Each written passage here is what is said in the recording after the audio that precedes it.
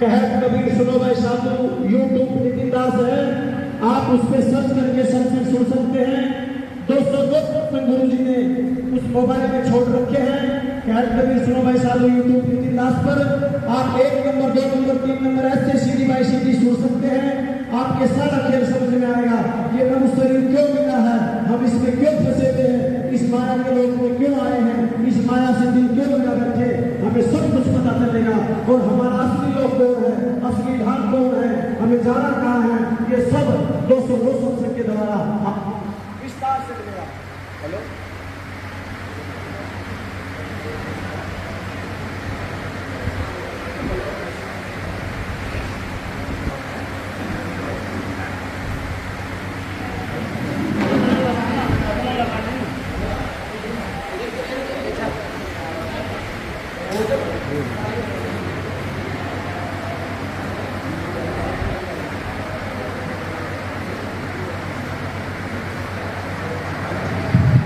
Hello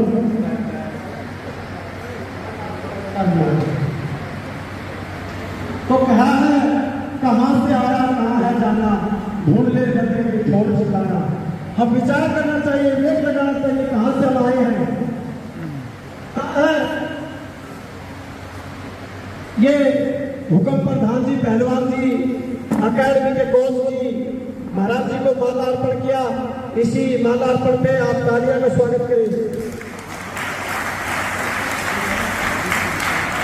इस academy का coach हुक्म साहब है। हुक्म पहलवान जो बच्चे को बड़े ही वेग से बड़े ही दावपेच सिखाता है और बड़े ही मेहनत से बड़े ही कर्मठ से ये काम करवाता है।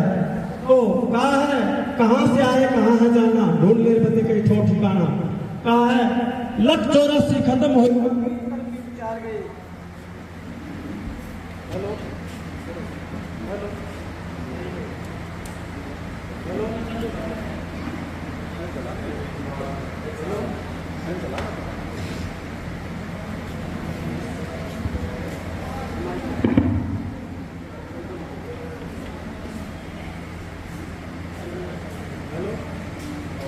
हेलो हेलो हेलो हेलो साहेब बंदगी सतनाम। कहा है 184 खत्म हो लिए बीत कलपी उचार गया और नाक में दमा लिया घनेरा मरते मरते हार गया। कितनी ही माताओं का पिया दूध पर याद नहीं और कितने ही बड़े पिता हमारे कोई फरियाद नहीं। कभी अंडा बन के कभी बच्चा बन के कभी भोगी बन के भोग लिया और भूल का थप्पड़ लगा मन उसके मिनट भर भी याद नहीं। नाक में दमा लिया घनेरा मरते मरते हार गए। 184 खत्म हुआ ना बीत कलपी उचार गई। हमें जन्मते और मरते कितने ही माताओं का दूध पिया है। कभी अंडा बन के कभी बच्चा बन के कभी जोगी बन के जोग ले लिया कभी भोगी बन के भोग कर लिया, परंतु इसका छुटकारा नहीं मिला।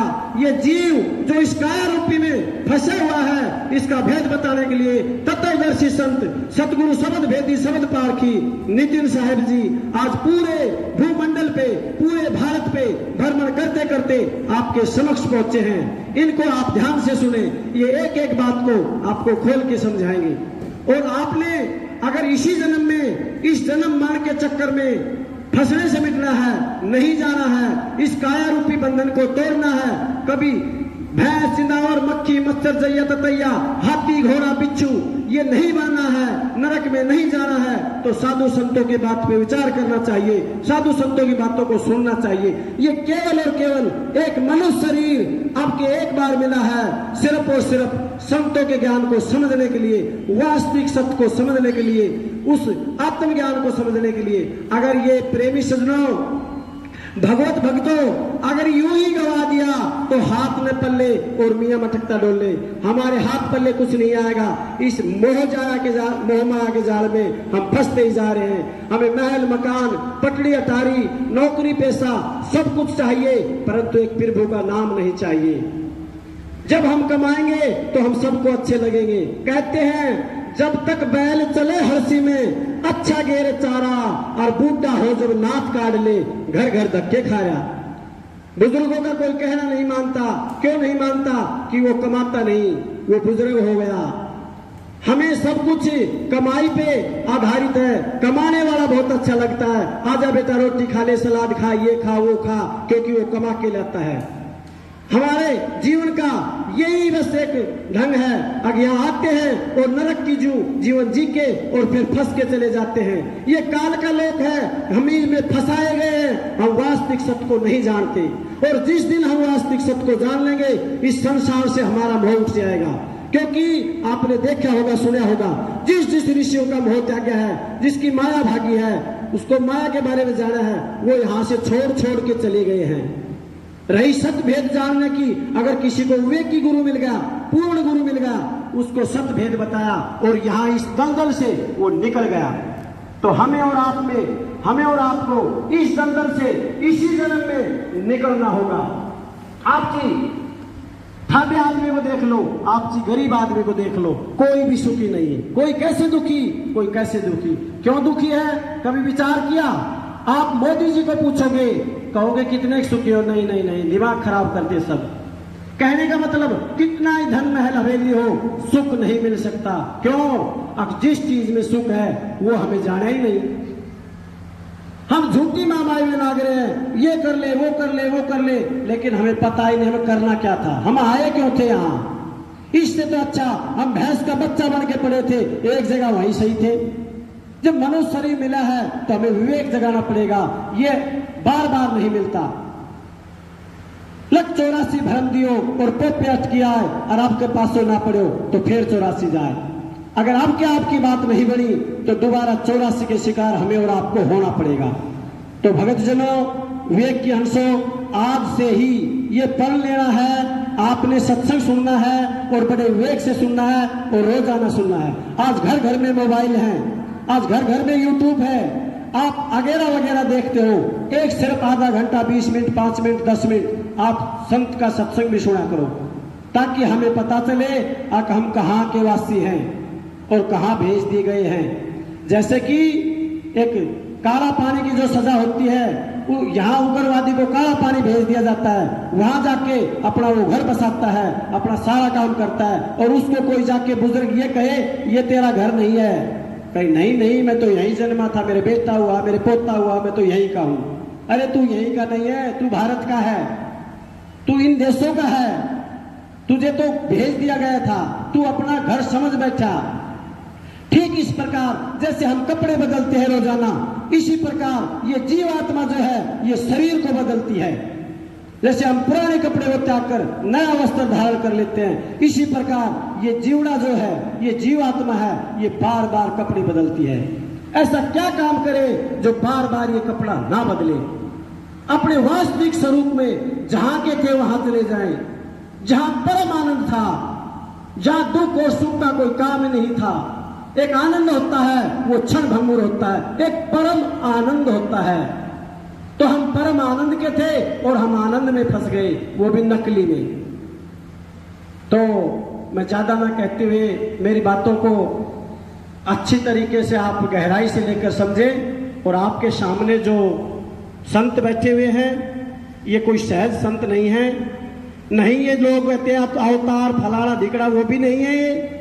ये आप जैसे एक साधारण इंसान है, परंतु आप मेरे इनमें फर्क क्या है बता देते हैं। इनके पास वो भेद है जो आपके पास नहीं है। क्यों? अब इनके पास आत्म तत्व का भेद है, इनके पास साक्षात्कार करने का भेद है। अगर इन पे कोई दबाव आएगा तो ये अपने वास्तविक स्वरूप में समझ जाएंगे, वो भेद है। और ये स्वयं अपने भेद को जान के आप लोगों को जनाने के लिए देश देश, विदेश विदेश, गली गली, शहर शहरों में घूम रहे हैं। तो ऐसे संत के हमें दर्शन बड़े ही भाग्य से मिल रहे हैं। ये संत नहीं आश्रम बनाते, नहीं इनकी कोई ज्यादा मोहमाया है। आपने 10-5 रुपए दे दिए तो ठीक है, अगर नहीं दिए तो ठीक है। आपके 10-5 रुपए से क्या होता है? ये जो जाते हैं पेट्रोल भाड़ा खर्चा, खाना पीना रास्ते में करते हैं। ये आश्रम के बारे में ये बोलते हैं कि आश्रम में जब एक गृहस्थी आदमी छोटा सा घर बनाता है और उस घर में कभी लिपाई, कभी पुताई, कभी नल खराब होगा, कभी ये बिगड़ गई, कभी छुट्टी टूट गई, तो उसकी इतनी सूरत लिपती रहती है। तो आश्रमों में कितना लिप्त होता होगा आदमी। जितना कारोबार ज्यादा उतनी टेंशन ज्यादा। तो कहा जो संत मुक्ति को पाके गए हैं पहले, उन्होंने कोई आश्रम की रचना नहीं की। अगर कबीर साहब का नाम लेते हो आप, उन्होंने आश्रम नहीं बनाया, एक झोपड़ी में रहा। अगर नानक साहब जी को कहा, कोई आश्रम नहीं बनाया। अगर दादू पंटू भीका दरिया, इन महान पुरुषों को, रैदास भगत, कोई आश्रम नहीं बनाया। हाँ, इनके जाने के बाद इन भक्तों ने आश्रम बना डाले। कभी नल खराब हो गए, कभी ये जमीन कब्जाओ, कभी वो जमीन। कहने का मतलब ये है, आश्रमों में ही सुरत को लगा दिया गया। तो प्रेमी सज्जनों, आप बड़े विचारवान हैं, वेकी हंस हैं। ऐसे महान पुरुष को आप सुनोगे जो कि बहुत ही बहुत कर्मठ और बहुत ही बहुत ज्ञानी संत हैं। जो तो बड़ी विवेक से सुनना है, एक दूसरे को बात नहीं करनी। ये आधा पौना घंटा बोलेंगे और एक एक बात को समझना है। इनका चैनल फिर बता देता हूं, कहत कबीर सुनो वे साधु, यूट्यूब नितिन भास, इस पे सर्च करें और नंबर वाइज जैसे आप सुनोगे, आपका विवेक उठता चला जाएगा। आपको सब बातें पता चल जाएगी। मनुष्य शरीर क्यों मिला है तो क्या करना है, कहाँ जाना है, कहाँ से आए हैं, तो सब कुछ पता चल जाएगा। असली नाम क्या है, नकली नाम क्या है, असली पूजा क्या, असली भगवान कौन है, और जिस भगवान के पीछे लगे हैं उसकी भक्ति में क्या कमी है, सब पता चल जाएगा। 209 सत्संग में सब कुछ खोल खोल के समझा रखा है। तो मैं बहुत समय ले लिया, क्षमा चाहूंगा। अगर कोई बोली भाषा में कहीं त्रुटि रहेगी हो, गलती होगी हो, तो मैं क्षमा प्रार्थी हूँ। मेरी ओर से सभी भक्तों को साहेब बंदगी सतनाम, गुरु जी के चरणों में दंडवत प्रणाम।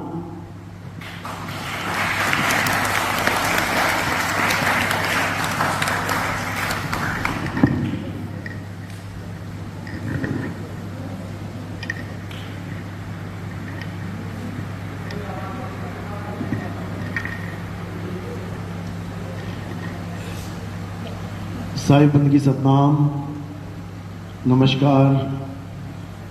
कैसे हैं आप लोग? सब ठीक हैं?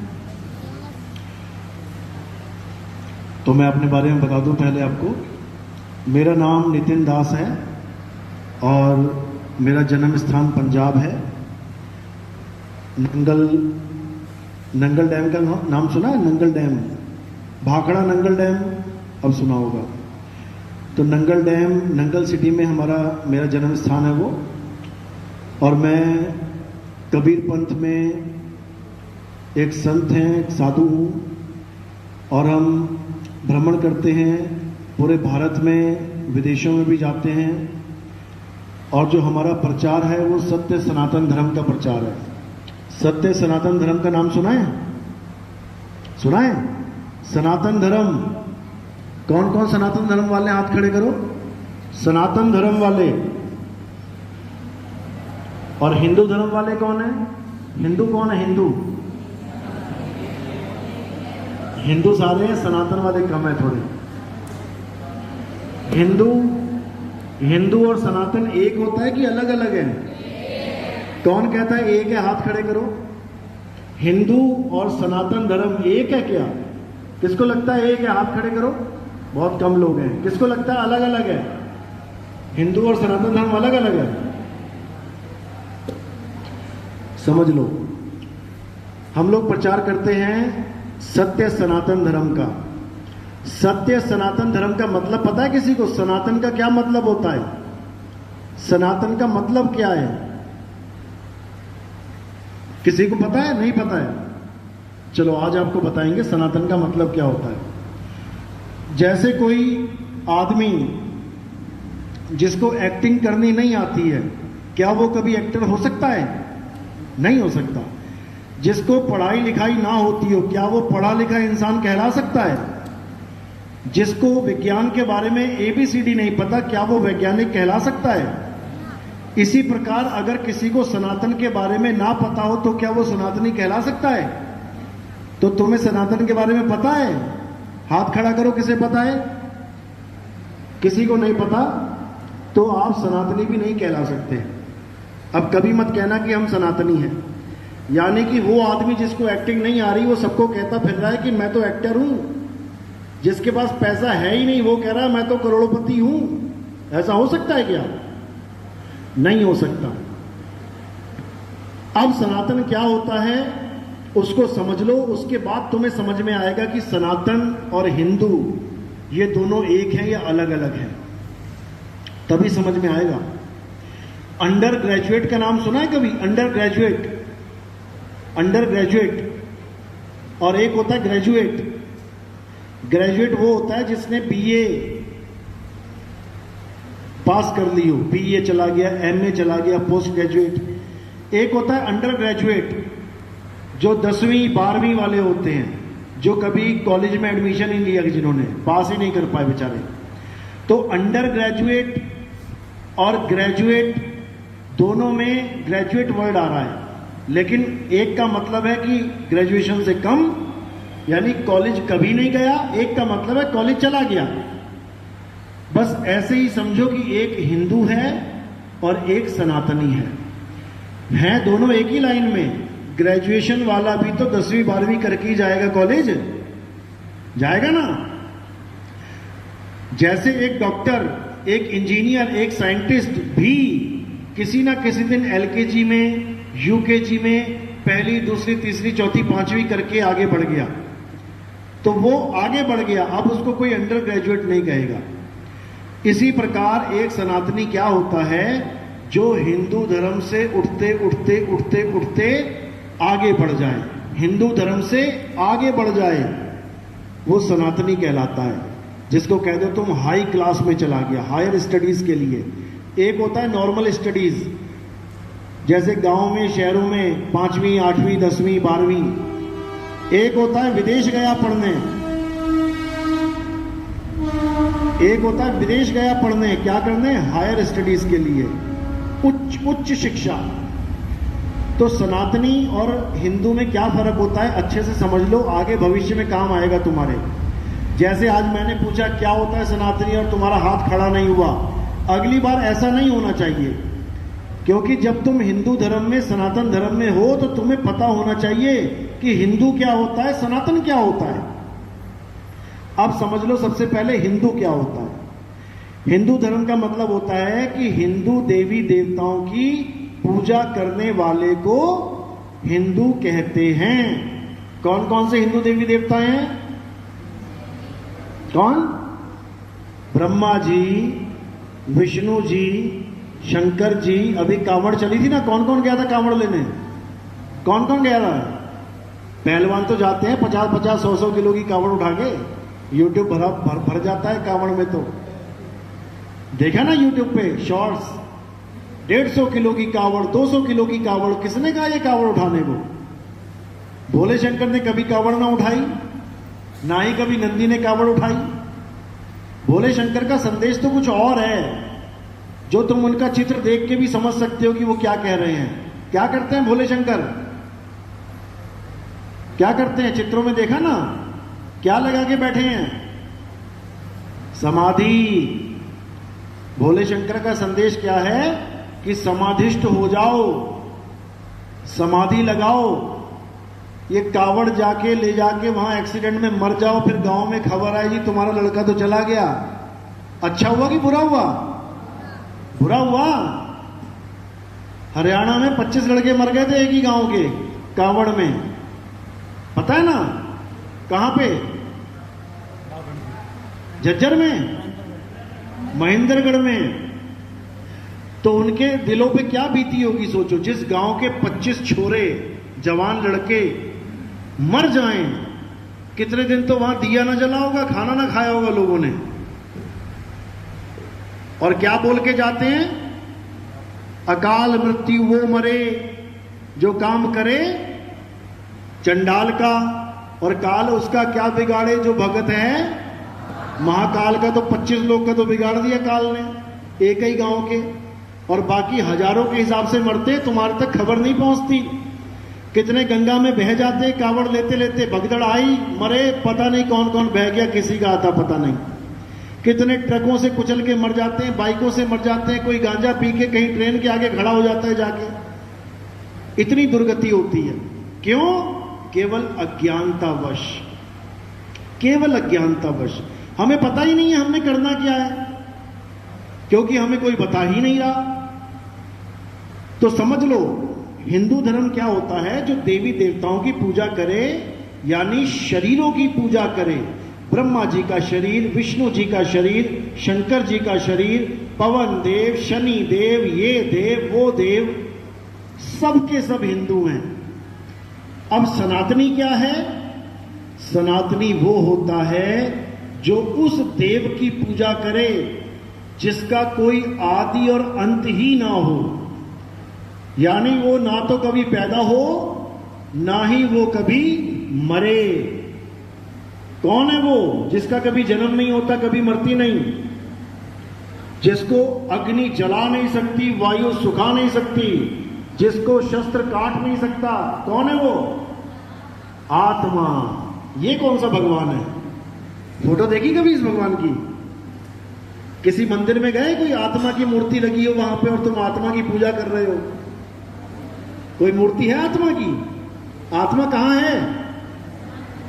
आत्मा कहां है? अभी सब लोग को पता है ना आत्मा होता है कुछ। अपनी अपनी आत्मा लेके आए हो, घर तो नहीं छूट गई किसी की? जल्दबाजी में वहीं बिस्तर पे पड़ी रह गई हो, रोटी बनाते बनाते चूल्हे के पास पड़ी रह गई हो। सब अपनी अपनी आत्मा को लेके आए हो या आत्मा तुम्हें लेके आई है? सोचो, तुम आत्मा को लेके आए हो या आत्मा तुम्हें यहां तक लेके आई है? आत्मा हमें यहां तक लेके आई। अगर आत्मा रास्ते में शरीर छोड़ देती तो क्या होता? ये शरीर पहुंच जाता यहां पे? नहीं पहुंचता, वहीं पड़ा रह जाता। तो तुम आत्मा को लेके आए हो या आत्मा तुम्हें लेके आई है? आत्मा तुम्हें लेके आई है। तुम्हें मतलब तुम्हारे शरीर को, तुम शरीर नहीं हो, यानी आत्मा शरीर को लेके घूम रही है। अब ये सोचना है कि अगर हमारे शरीर को आत्मा चला रही है तो राम जी के शरीर को कौन चला रहा है? कौन चला रहा है? हमारे शरीर को हमारी आत्मा चला रही है, तुम्हारे शरीर को तुम्हारी आत्मा चला रही है। तो राम जी के शरीर को किसकी आत्मा चला रही है? राम जी की। हनुमान जी के शरीर को किसकी आत्मा चला रही है? हनुमान जी की। सबके शरीरों को सबकी आत्मा चला रही है। लेकिन क्या हम आत्मा के बारे में कुछ जानते हैं कि आत्मा होती कैसी है, आत्मा रहती कहां है, आत्मा काम कैसे करती है, आत्मा का स्वरूप क्या है, कैसे पता लगे कि ये आत्मा है? किसी ने अपनी आत्मा को देखा कभी? आज तक नहीं देखा। और 24 घंटे तुम्हारे साथ रहती है आत्मा। एक पल भी ऐसा नहीं है जब आत्मा तुम्हारे साथ नहीं है। जिस दिन आत्मा ने तुम्हारा साथ छोड़ दिया, ये तुम्हारी सांसें बंद हो जाएंगी। जब कोई आदमी बेहोश हो जाता है तो सबसे पहले क्या करते हैं? चेक। उसके नाक के पास देखते हैं सांस आ रही है कि नहीं आ रही है। उसकी नाड़ी चेक करते हैं, दिल धड़क रहा है कि नहीं धड़क रहा है। अगर सांस नहीं आ रही, दिल नहीं धड़क रहा, इसका मतलब आत्मा ने शरीर को छोड़ दिया। तो कौन मरा? आत्मा मरी है, शरीर मरा? और जब पापा तुम्हारे शरीर को छोड़ते हैं तो कौन मरता है? जब किसी के दादाजी शरीर को छोड़ देते हैं तो कौन मरता है? क्या कहते हो? मेरे दादाजी मर गए। दादाजी मरे, दादाजी का शरीर मरा। दादाजी कौन है? शरीर है कि आत्मा है? तुम कौन हो? शरीरों की आत्मा हो? तुम शरीर हो? सोच लो, अगर तुम शरीर हो तो कोई ये ना कहे कि मेरे पापा शरीर छोड़ के चले गए, मेरी मम्मी शरीर छोड़ के चली गई। तो शरीर है तो शरीर तो पड़ा हुआ है, मम्मी पड़ी है, पापा पड़ा है नीचे। छोड़ के कौन गया? आत्मा। तो इसका मतलब पापा पड़े नहीं है, पापा चले गए। मेरी मम्मी हमसे दूर चली गई, यानी जो पड़ा रह गया वो मम्मी नहीं थी। यानी जिसको तुम घर जाके मम्मी मम्मी मम्मी कर रहे हो वो मम्मी नहीं है। वो कौन है? मम्मी का शरीर, आत्मा नहीं। वो मम्मी का शरीर है जिसको तुम देख रहे हो। और जो असल में मम्मी है, जो असल में तुम्हारे पापा हैं, वो तुम्हें दिखाई भी नहीं दे रहे। वो तुम्हें दिखाई नहीं दे रहे हैं क्योंकि आत्मा कभी दिखाई नहीं देती। तो जो पापा है, मम्मी है, वो है आत्मा, और जो उस आत्मा ने कपड़े पहन रखे हैं वो है शरीर। कितने प्रकार के कपड़े हैं इस दुनिया में? कपड़े लेने जाते हो ना, कितने प्रकार के कपड़े हैं दुनिया में? जब तुम पैंट लेने जाते हो, जीन्स, तो दुकान पे जाते हो, कहते हो मुझे जीन्स दे दो, वो क्या बोलता है? कौन सी चाहिए, लेडीज या जेंट्स? यानी दो प्रकार के कपड़े हैं, लेडीज और जेंट्स। ये तो हो गए कपड़ों का खेल। और जो हमारे शरीर हैं वो कितने प्रकार के हैं? एक लेडीज है, एक जेंट्स है, और एक नपुंसक। सड़कों पे देखा ना, जिसको आप लोग क्या बोलते हो? नपुंसक को क्या बोलते हो? किन्नर। किन्नर बोल देते हो।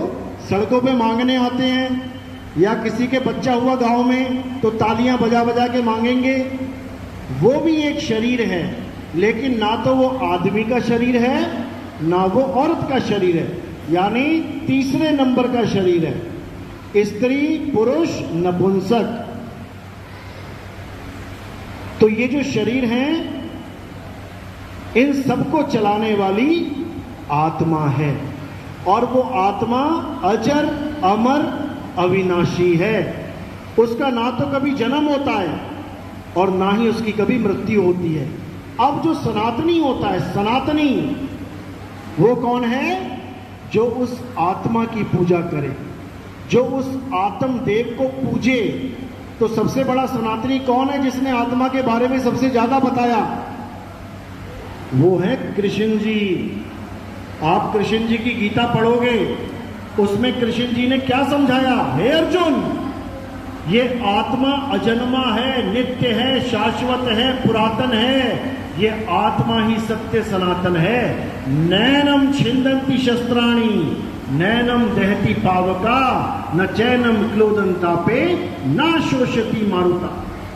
कि हे अर्जुन, जो इस आत्मा को जान लेता है, जैसे ये बच्चे जा रहे थे, जाने दो कोई बात नहीं।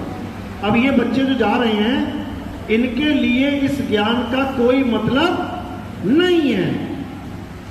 बिल्कुल उसी तरह जैसे एक टीचर बच्चों को क्लास में पढ़ाता है, अब वहां वो बच्चे जा नहीं सकते ऐसे, तो वहां कौन जाता है? उनका ध्यान।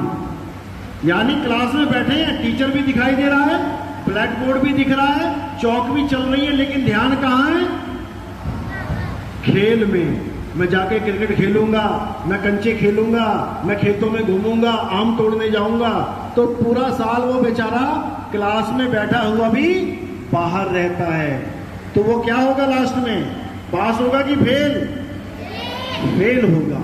इसी प्रकार जो ज्ञान आप अभी समझ रहे हो, अगर आपने ये अच्छे से समझ लिया, तो आपका जब अंत समय आएगा, अंत समय यानी मृत्यु आएगी, तब आप फेल नहीं होंगे। और जो नहीं सुनेगा वो फेल हो जाएगा। तो इसी को समझना है। हमारे देवी देवता देखोगे आप, सब भक्ति कर रहे हैं। भोले शंकर को देखोगे, भक्ति कर रहे हैं। अरे वो तो भगवान है, उनको भक्ति करने की क्या जरूरत है? जो खुद ही भगवान है, जो खुद ही देवों के देव महादेव हैं, अगर वही भक्ति करेंगे तो फिर भगवान कौन है? क्योंकि भक्ति भगत करता है, भगवान नहीं करता।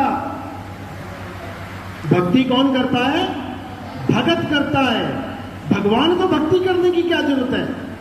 किसकी भक्ति कर रहे हैं भोले शंकर? पता है किसी को?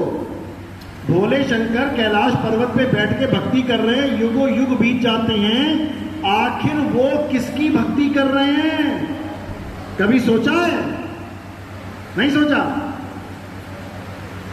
तो आज आपको उसका नाम बताते हैं कि आखिर भोले शंकर किसकी भक्ति कर रहे हैं। विष्णु जी कमल का फूल लेके शेषनाग के ऊपर ध्यान लगा के बैठे हैं, लेटे हुए हैं, किसका ध्यान लगा रहे हैं? ब्रह्मा जी कमल के ऊपर बैठे हुए भक्ति में लीन है, किसकी भक्ति में लीन है? ये किसी को समझ में नहीं आ रहा।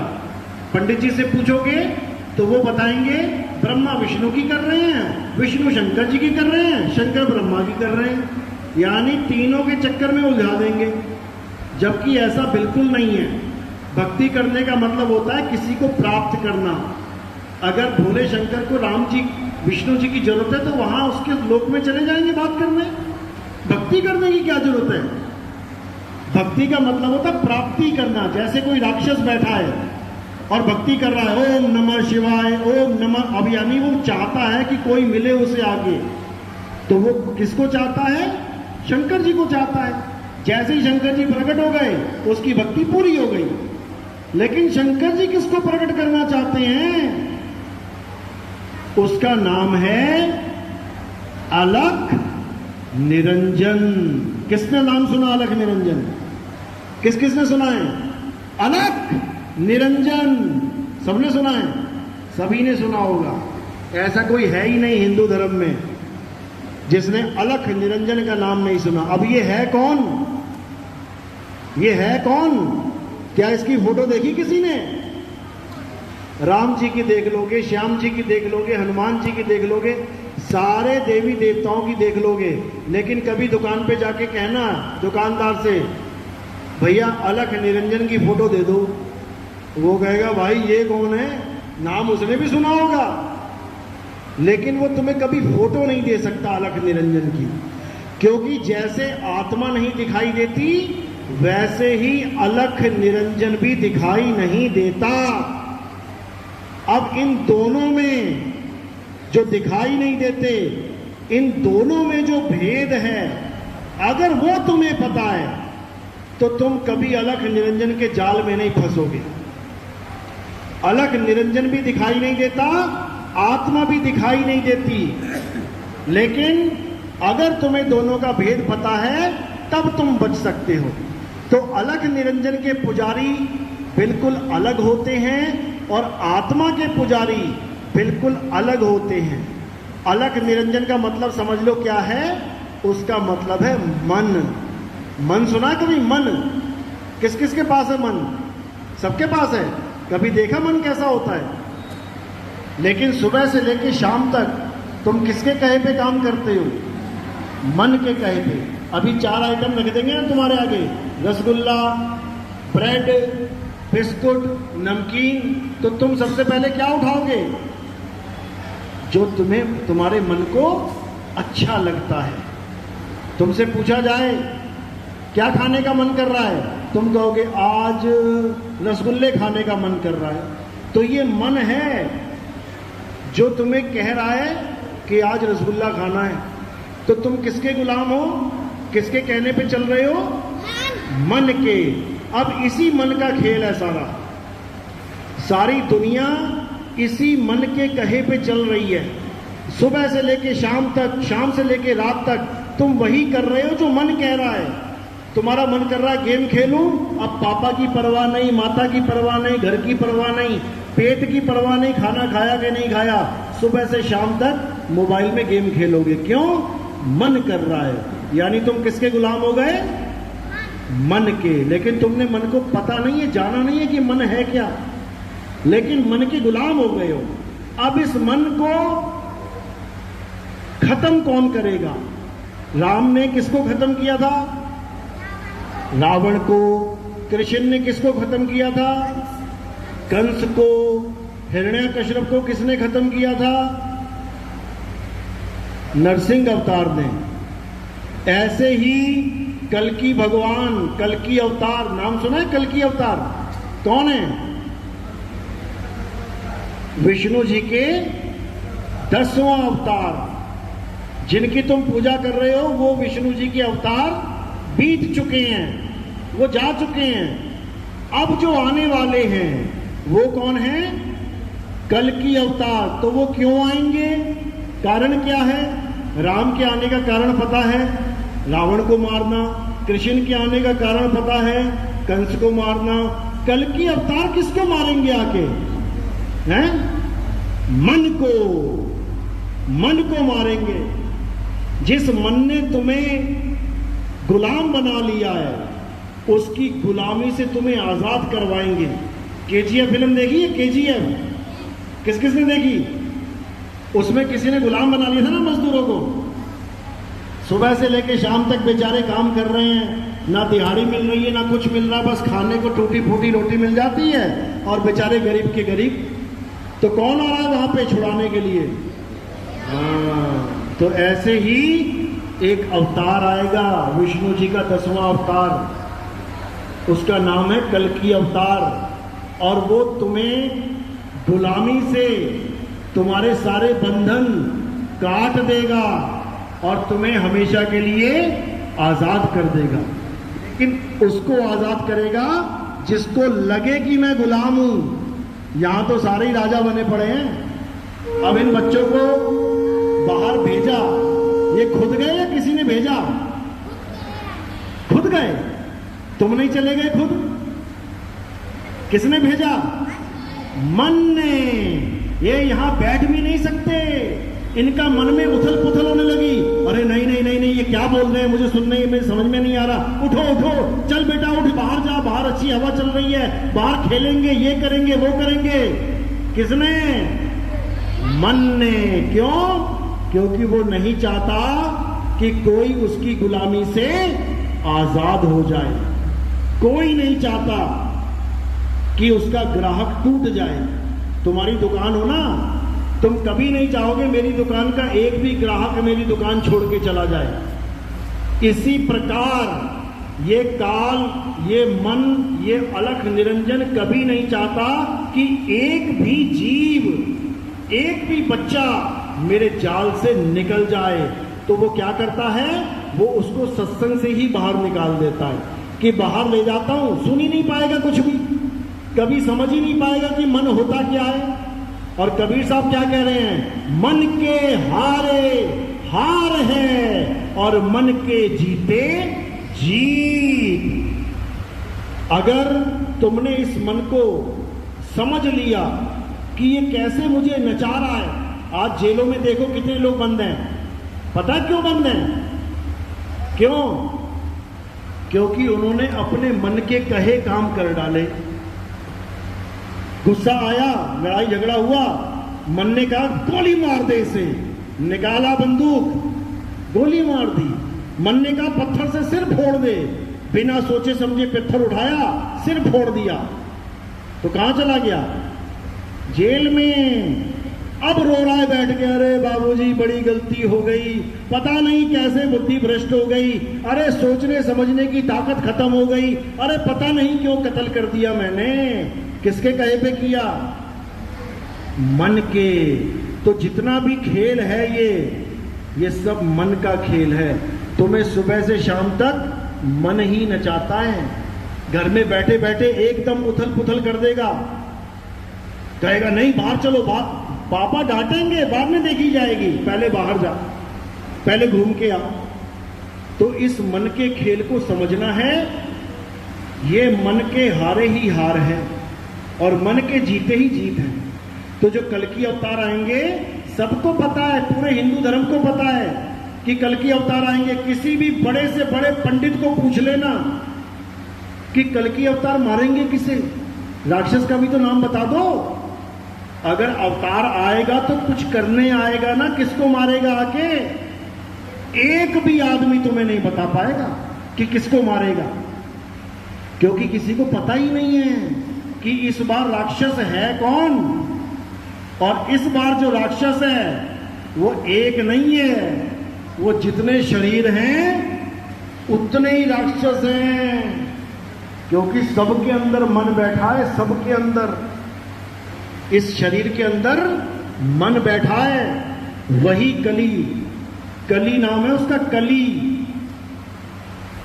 कली काल, कली काल। नेट पे सर्च करोगे ना कली काल कौन है, तो तुम्हें वो बातें पता लगेंगी जो आज तक इन पंडितों को नहीं पता लगी, बड़े बड़े ऋषियों को पता नहीं लगी। उनको भी पता नहीं लगा कि कली काल हमारे अंदर बैठा हुआ है। उनके अंदर से भी कली काल ने सारा खेल घुमा दिया।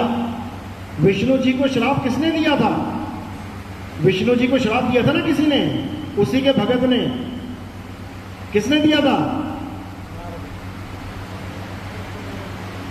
विष्णु जी को श्राप दिया था नारद मुनि ने। 24 घंटे नाम जपता था, नारायण नारायण। नारद मुनि, पता है ना, जो भगत है भगवान का वही श्राप दे रहा है भगवान को। पता क्यों श्राप दिया था? नहीं पता।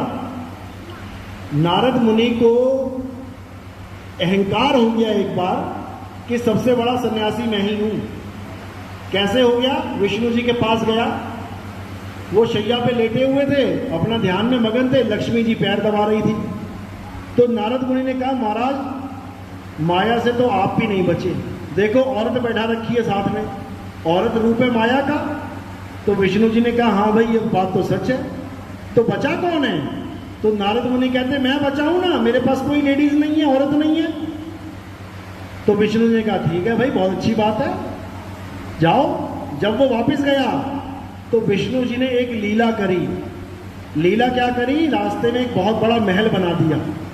जब नारद मुनि वहां से क्रॉस हुआ तो विष्णु जी ही एक लड़की बनके उसमें जल चढ़ाने लगे पौधों पे।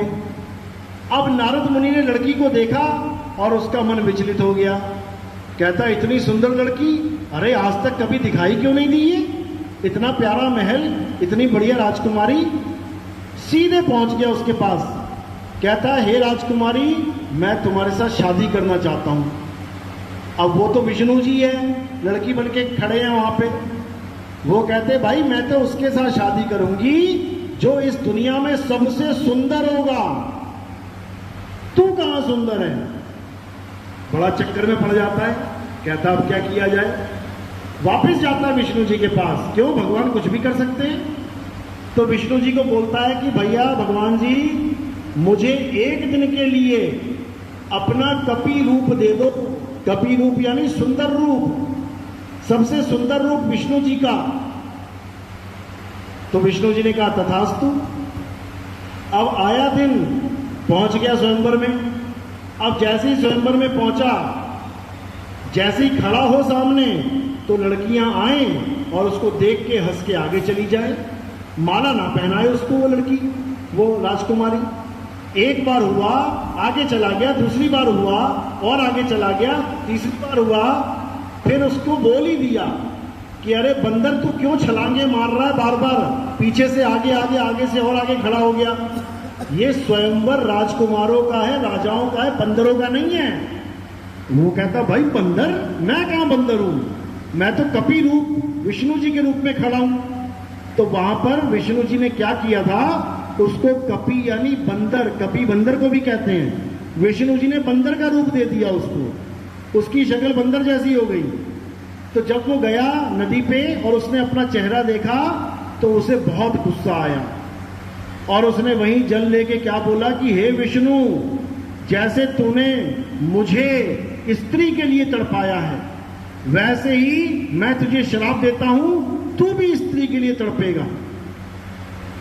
तो कैसे तड़पे वो? कौन से रूप में आए? राम के रूप में। विष्णु जी राम के रूप में आके 14 साल भटके अपनी बीवी के लिए। तो जब नारद मुनि ने ये श्राप दे दिया, उसके बाद नारद मुनि को होश आया। होश आते ही क्या करता है? प्रभु के चरणों में गिर जाता है। अरे प्रभु, अरे ये अनर्थ कैसे हो गया? मेरी जुबान कट के क्यों ना गिर गई? अरे मैंने अपने प्रभु को श्राप दे दिया, ये कैसे हो गया? अब इसको समझना है कैसे हो गया। ये श्राप नारद मुनि कभी दे ही नहीं सकता था। तो ये श्राप किसने दिया? मन ने। नारद मुनि के मन ने ये श्राप दिया। क्योंकि दुखी कौन हुआ था? नारद मुनि का मन दुखी हो गया था। नारद मुनि कभी दुखी नहीं हो सकता, क्योंकि नारद मुनि तो आत्मा है। आत्मा सुख और दुख दोनों से परे है, लेकिन ये जो मन है यही सुख और दुख का अनुभव करता है। तुम्हें कोई कड़वा वचन बोल दे, अंधे को अंधा बोल दे, ओए अंधे इधर आ। कोई काना है तो उसको ओए काने इधर आ, तो उसका क्या दुखी होगा? मन। जबकि वो है असलियत। अंधे को अंधा बोलना कोई गलत थोड़ी नहीं है। वो अंधा ही है, काने को काना बोलना गलत थोड़ी नहीं है, लेकिन शब्दों का प्रहार चयन ठीक नहीं है, तो वहां पर मन दुखी होता है, और जब मन दुखी होता है तो श्राप निकलता है मुंह से। तो ये मन ही कली काल है, इसने बड़े बड़े ऋषि मुनियों को चक्कर में डाल रखा है। अब इससे बचना चाहते हो तो एक ही रास्ता है, आत्मा को जानना पड़ेगा, आत्म ज्ञान को।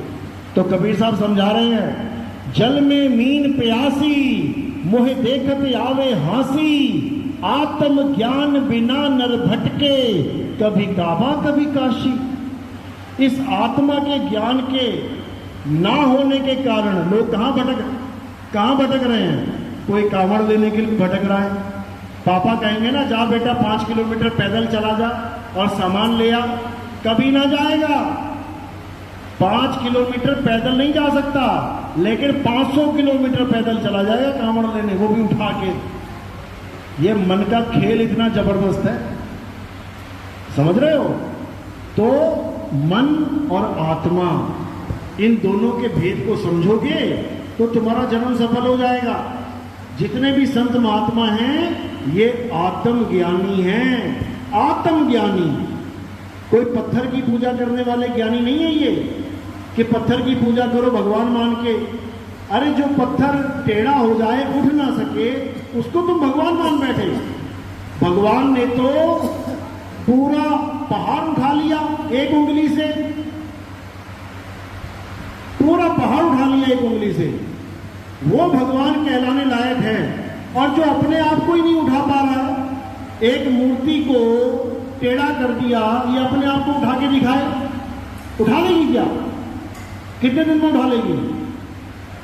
जन्मों जन्म बीत जाएंगे, नहीं उठा पाएगी। तो भगवान वो है जो सबको उठा ले, वो नहीं है जो खुद को भी ना उठा पाए। तो इसी भ्रम में सारा संसार भ्रम रहा है।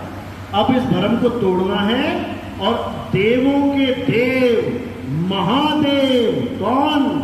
आत्मदेव, उसको जानना है, जिसकी वजह से ये सारे शरीर चल रहे हैं। हिंदू, मुस्लिम, सिख, ईसाई उसी आत्मा की वजह से मंदिर, मस्जिद, गुरुद्वारे, चर्च जा पा रहे हैं। तुम सुबह सुबह थाली लेके जाते हो, जल चढ़ाने जाते हो, किसकी वजह से? आत्मा की वजह से।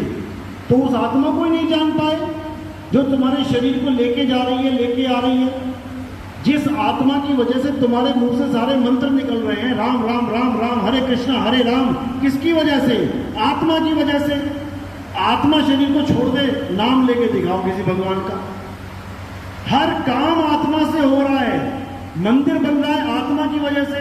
किसी मजदूर की आत्मा छोड़ गई, शरीर को अब बना के दिखाए जरा मंदिर। यानी आत्मा के द्वारा ही सब कुछ बन रहा है। छोटे से झोपड़ी से लेके बुर्ज खलीफा तक किसने बनाया है? आत्मा ने। ये कारें, मोटरसाइकिल, ये सारे दुनिया भर का तामझाम कौन बना रहा है? आत्मा। किसके द्वारा? मन और काया के द्वारा, शरीर और बुद्धि के द्वारा सारा खेल चल रहा है। तो हम हर चीज को जान रहे हैं, सबको जान लिया हमने, बस आत्मा को नहीं जान पा रहे। और जिस दिन आत्मा को जान लिया, समझ लेना सबको जान लिया, फिर कुछ जानने की जरूरत ही नहीं है। क्योंकि जो असली चीज है वो आत्मा है, और जो नकली चीज है वो ये सारा संसार है, झूठा संसार है।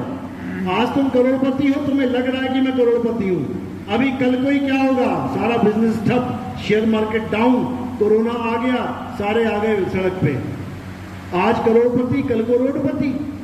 आज तुम ज्ञानी हो, बड़े बड़े लोग तुम्हारे आगे झुक रहे हैं, छोटा सा एक्सीडेंट हुआ नहीं, सिर में चोट लगी नहीं, तुम कोमा में चले गए। कहां चला गया ज्ञान सारा? सिर में चोट लग गई, बंदे का ब्रेन हेमरेज हो गया, पागलों वाली हरकतें कर रहा है, अब कहां की चला गया सारा ज्ञान? यानी ये संसार में कुछ भी स्थायी नहीं है। अगर कुछ स्थायी है तो वो आत्मा है। एक बार तुम्हें आत्मा का ज्ञान हो गया, उसके बाद ये भव बंधन, ये संसार का बंधन तुम्हारा कुछ नहीं बिगाड़ सकता। तो अगर कोई भी इंसान जो बार बार जन्म और मरण के चक्कर में नहीं पड़ना चाहता, बार बार मां के गर्भ में उल्टा नहीं लटकना चाहता, इस बार बार के जन्म मरण से छुटकारा पाना चाहता है, तो वो आत्म ज्ञान को जाने, मंत्र ज्ञान को नहीं।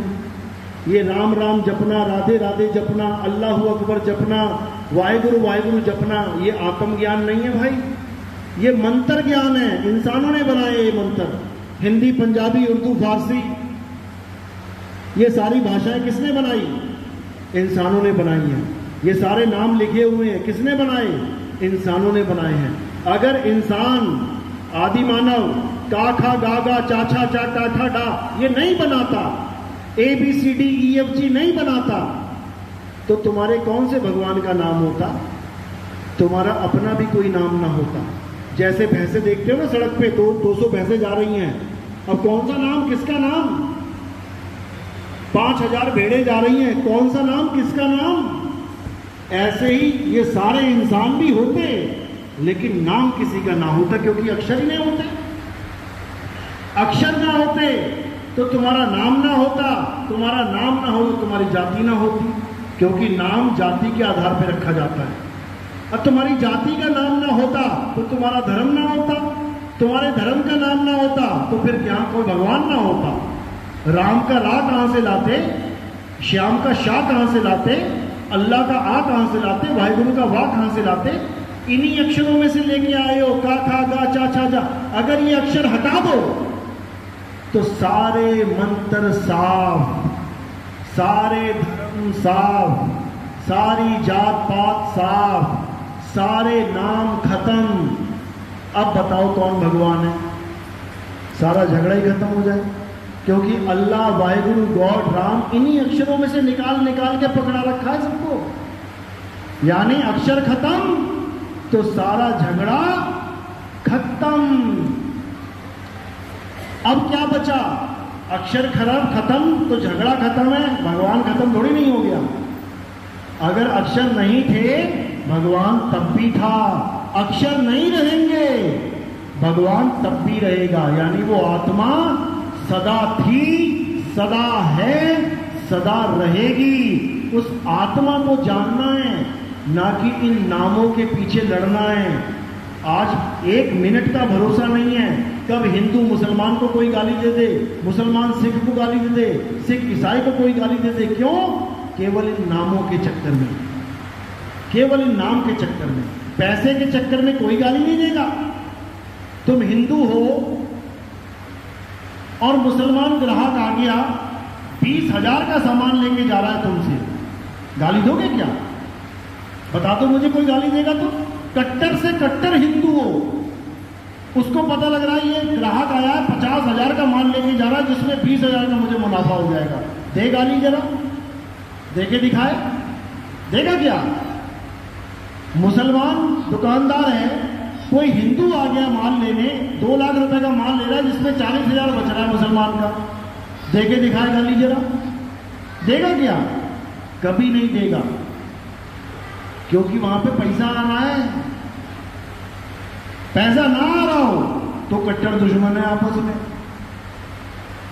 तो भैया भगवान के भगत नहीं, ये माल के भगत हैं, नोट के भगत हैं ये। इसी को समझा रहे हैं हम लोग बार बार कि जितने भी धर्म हैं, जितनी भी जात पात है, जितने भी ये भेद हैं, अक्षरों की वजह से। अक्षर किनारे कर दो, कोई झगड़ा नहीं। कोई कहता है जय श्री राम बोल, बोल जय श्री राम। भैया वो क्यों बोले? क्यों बोले? जब उसका संस्कार ही नहीं है, जब उसको बचपन से सुनाया ही नहीं गया कि जय श्री राम बोलना है, वो क्यों बोले? तू बोल दे अल्लाह अकबर, तू क्यों नहीं बोल रहा? कहने का मतलब तो ये है कि वो भगवान की जय करवाना चाहता है। हिंदू कह रहा है बोल जय श्री राम, मुसलमान कह रहा है तू बोल अल्लाह अकबर। कैसे झगड़ा खत्म होगा? केवल एक लाइन बोलनी है, दुनिया बनाने वाले की जय। आप बताओ कौन नहीं बोलेगा? मुसलमान भी यही सोचता है कि अल्लाह ने दुनिया बनाई है, हिंदू भी यही सोचता है भगवान ने दुनिया बनाई है, ईसाई सोचता है गॉड ने दुनिया बनाई है, सिख सोचता है वाहिगुरु अकाल पुरुष ने दुनिया बनाई है। तो इन चारों का झगड़ा कैसे खत्म होगा? जब ये चारों ये नारा लगा दे कि दुनिया बनाने वाले की जय। सारे बोल देंगे, एक भी झगड़ा नहीं होगा। क्यों? क्योंकि उन शब्दों का चयन नहीं किया गया जो शब्द आप अपने संस्कार के द्वारा लेके बैठे हो। 52 अक्षर, राम, अल्लाह, वाहिगुरु, गॉड, इन चारों को हटा दो और दुनिया बनाने वाला लगा दो, सारा झगड़ा खत्म हो गया। इतनी सी बात है। लेकिन नहीं, दुनिया बनाने वाले से तो मतलब ही नहीं है कोई, मतलब है अपने वाले नाम से, मेरे वाला नाम, उसकी जय होनी चाहिए। यही झगड़ा है। तो ये सारा झगड़ा कब खत्म होता है? जब आत्मज्ञान होता है, आत्मा की पूजा शुरू होती है। आत्मा सबको चला रही है, हिंदू को भी, मुसलमान को भी, सिख को भी, ईसाई को भी, सारे धर्मों के लोगों को, चाहे धार्मिक ना भी हो, नास्तिक भी हो। मैं भगवान को नहीं मानता तो क्या आत्मा उसको जलाना बंद कर देगी? मैं भगवान को नहीं मानता, मैं आत्मा को भी नहीं मानता, तब भी आत्मा तुम्हारा साथ नहीं छोड़ेगी। खाओगे, पियोगे, मजे करोगे, क्योंकि आत्मा हमेशा हमेशा तुम्हारे साथ है। और तुम क्या हो इस वक्त?